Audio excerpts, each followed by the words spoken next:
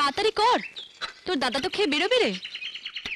Sorry দিদি, আমি এ বাড়িতে ঝিগিরি করতে আসিনি। তাড়াহুড়ো করলে আমি কিছুই করতে পারবো না। তুই এভাবে কথা বলছিস কেন টিয়া? বাধ্য হয় দিদি, সকালবেলা উঠে জুতো সেলাই থেকে চণ্ডীপাঠ সবই তো আমি করি, কিন্তু তোমার পরিবারই তো লোক বেশি। কি পাগলের মতন বকছিস তুই টিয়া? এখানে আবার আমাদের পরিবার তোর পরিবার কি আছে? পরিবার তো একটাই, সেটা তোমার মনে হতে পারে কিন্তু আমার নয়।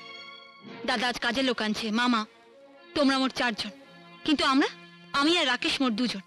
আমাদের নিজেদের সংসার হলে কি আমাকে এত কাজ করতে হবে? টিয়া, কি হয়েছে তোর? আজ তুই এভাবে কথা বলছিস? তুই বল আমাকে, কি চাস তুই? আমার আর এক সংসারে খেতে ভালো লাগছে না দিদি।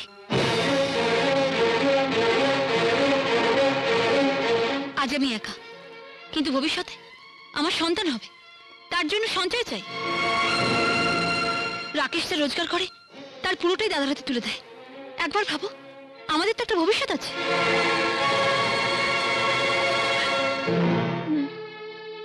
ঠিক আছে, প্রতি মাসে কত টাকা তুই জমাতে পারবি আমি জানি না, কিন্তু তোর মনে যে কালো কালিমা জমে গেছে তা আমি হলফ করে বলতে পারি